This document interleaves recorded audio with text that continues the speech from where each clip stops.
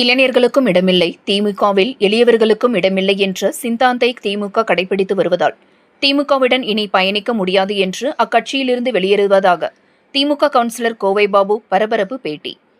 தனது குடும்பம் என்கிற வட்டத்திற்கு அப்பாற்பட்டு இந்த சமூகத்திற்கு நம்மால் இயன்ற பணிகளை செய்ய வேண்டும் என்கிற எண்ணத்தோடு கடந்த 2020ஆம் ஆண்டில் திராவிடன் எனும் அறக்கட்டளையை தொடங்கி கல்வி, சமூகம் சார்ந்த அறப்பணிகளை செய்து வந்தவர் கோவை பாபு.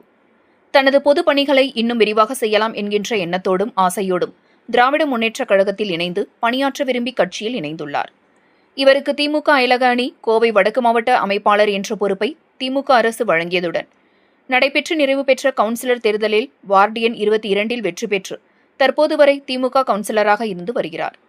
இவர் இன்று கோவை சரவணம்பட்டி பகுதியில் செய்தியாளர்களை சந்தித்து கூறியதாவது: கொள்கை உறுதியும் ஏழை எளிய குடும்ப பின்னணியும் கொண்ட சாமானிய இளைஞர்களால் மக்களுக்காக தொடங்கப்பட்ட இயக்கம் திமுக. ஆனால் இன்றைய திமுகவில் அந்த நிலை இல்லை. இப்பொழுது இருக்கின்ற திராவிட முன்னேற்றக் கழகம் சாமானியர்களின் கட்சியாக இல்லை எனவும் அது ஒரு கார்ப்பரேட் கம்பெனியாக மாறியிருக்கிறது எனவும், இங்கே சாமானியன் ஒருவன் வெறும் வாக்காளனாகவோ அல்லது கட்சியின் அடிப்படை தொண்டனாகவோ இருக்கலாமே தவிர எந்த ஒரு காலத்திலும் உண்மையான மக்கள் தொண்டாற்றவோ பொறுப்புகளுக்கோ உயர் பதவிகளுக்கோ வர முடியாது என்கிற நிலையை கட்சி மேலிடம் நிர்பந்து வருகின்றது என தெரிவித்தார்.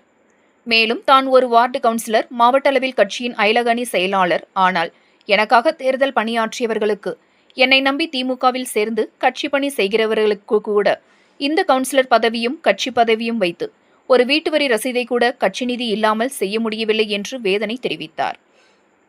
இதற்கு மேலும் இந்த கட்சியில் நான் ஏன் இருக்க வேண்டும் என்ற எண்ணம் எனக்கு மேலோங்கி வருகின்றது.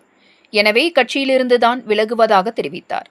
திமுக தலைமை கோவை மாவட்டத்தின் பொறுப்பு அமைச்சராக செந்தில் பாலாஜியை நிர்ணயித்த பிறகு கோவை மாவட்டத்தில் திமுக கட்சி கரூர் கம்பெனியாகவே மாறிப்போனது எனவும், கட்சியின் நிர்வாகிகள் அனைவரும் செந்தில் பாலாஜி கம்பெனியின் வேலைக்காரர்களாக வேலை செய்து வருவதாகவும் அவர் குற்றம் சாட்டியுள்ளார். எனவே விரைவில் தனது அரசியல் குறித்த அடுத்த கட்ட நகர்வு குறித்த அறிவிப்பை வெளியிட உள்ளதாகவும், தற்பொழுது வரை தான் எந்த கட்சிக்கும் ஆதரவாக இல்லை என்றும் தெரிவித்தார். மேலும் கடந்த 2 ஆண்டுகளுக்கு முன்னர் துவங்கப்பட்டு தற்போது ஆட்சி அமைத்துள்ள தாவேக அரசு அனைத்து ஊழல்களையும் கொஞ்சம் கொஞ்சமாக குறைத்து வருகின்றது. இது தனக்கு மகிழ்ச்சியை அளித்து வருவதாகவும், நான் எவ்வாறு செயல்பட வேண்டும் என்று எண்ணினோனோ அதை தாவேக தலைமை அரசு செய்து வருகின்றதாக பாராட்டியுள்ளார் என்பது குறிப்பிடத்தக்கது. அனைவருக்கும் வணக்கம். நான் கோவை பாபு, 22வது வார்டு மாமன்ற உறுப்பினர், கோவை வடக்கு மாவட்ட அயலக அணி அமைப்பாளராக இருக்கேங்க. நான் கடந்த 6 ஆண்டுகளாக திமுகவில் பயணிச்சுட்டு இருக்கிறேன். நான் இன்னைக்கு திமுகவிலேருந்து விலகிறதுங்கிற ஒரு முடிவு எடுத்தது என்னுடைய ராஜினாமா கடிதத்தை மாவட்ட செயலாளர், பகுதி செயலாளர், அயலக அணி அமைப்பாளர், மாநில எல்லாத்துக்கும் அனுப்பிச்சிட்டு தான் இந்த ப்ரெஸ் மீட் உங்களுக்கு பேசிகிட்டு இருக்கிறேன். நான் திமுகவில் இணையருக்கு முன்னாடியே திராவிடன் அறக்கட்டளை, திராவிடன் இதழ் மூலமாக நிறையா பணிகள் மக்களுக்காக செஞ்சுட்டு இருந்தேன். அதை வச்சு இன்னும் நிறையா பணிகள் நம்ம கட்சியில் போனால் பண்ண முடியும் அப்படிங்கிற ஒரு இதுலேயும், கலைஞர் அவர்கள் தமிழ்நாட்டுக்கு கொண்டு வந்த திட்டங்களால் ஈர்க்கப்பட்டு தான் நான் 6 ஆண்டுகளுக்கு முன்பு திமுகவில் இணைந்தேன். திமுகவில் இணைந்து ஒரு ஆண்டுகளுக்குள்ளாக மாமன்ற இதில் போட்டியிட்டு, மாமன்ற தேர்தலில் போட்டியிட்டு நான் 22வது வார்டு மாமன்ற உறுப்பினரும் ஆனாங்க.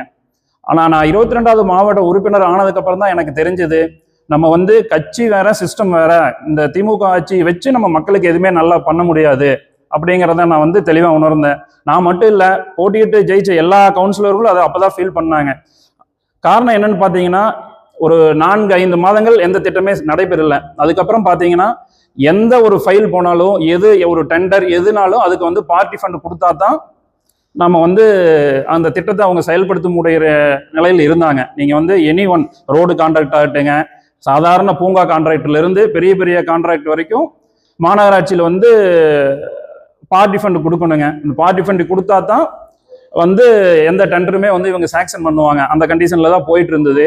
அதே மாதிரி கோவை மாவட்டத்துக்கு திரு செந்தில் பாலாஜி அவர்கள் கரூர்லேருந்து கோவை மாவட்டத்துக்கு பொறுப்பாளராக போட்டாங்க. ஏன் கரூர்லேருந்து ஒருத்தர் பொறுப்பாளராக போட்டாங்கன்னு அப்போ எங்களுக்கு தெரியல. போட்டதுக்கு அப்புறம் தான் தெரிஞ்சது, அவர் இந்த ஃபினான்ஸ் மேனேஜ்மெண்ட், மேன் மேனேஜ்மெண்ட்ல ரொம்ப கரெக்டாக இருப்பார் அப்படின்னு சொல்லி தான் அவரை போட்டிருக்காங்க. கட்சி வளர்த்தணுங்கிறதுக்காக அவரை செந்தில் பாலாஜி இங்கே கோயம்புத்தூர் மாவட்ட பொறுப்பாளராக போடலிங்க, கரெக்டாக கலெக்ஷன் பண்ணி மேலே கொடுக்கணுங்கிறதுக்காக தான் போட்டிருக்காங்க. ஏன் அப்படின்னு பார்த்தீங்கன்னா, அவர் வந்ததுக்கு அப்புறம் அவருக்கு அடிமையா இருக்கிறவங்களுக்கு மட்டும்தான் மாவட்ட நிர்வாகங்கள்ல ஒரு பொறுப்பை கொடுத்தாரு. அவருக்கு யார் அவருக்கு அவர் பேச்சு கட்டுப்பட்டு அவர் சொல்றதை கேட்டு இருக்கிறாங்களோ அவங்களுக்கு எல்லாத்துக்குமே பொறுப்பு கொடுத்தாரு. கட்சியில கடந்த திமுக ஆட்சி வர்றதுக்கு முன்னாடி 10 ஆண்டு காலம் எதிர்கட்சியா இருந்துச்சுங்க. எதிர்க்கட்சியா இருக்கிறப்ப மாவட்ட செயலாளர் உட்பட பகுதி ஒன்றியம் கிளை செயலாளர்களுக்கு அவங்க சொந்த காசை செலவு பண்ணி தான் வந்து கட்சி வேலை செஞ்சுட்டு இருந்தாங்க. ஆளுங்கட்சியா வந்ததுக்கு அப்புறம் அவங்க எல்லாத்தையும் நிராகரிச்சுட்டு இவர் வந்து தனக்கு வேண்டப்பட்டவங்கள பொறுப்பு கொண்டு வந்தாருங்க.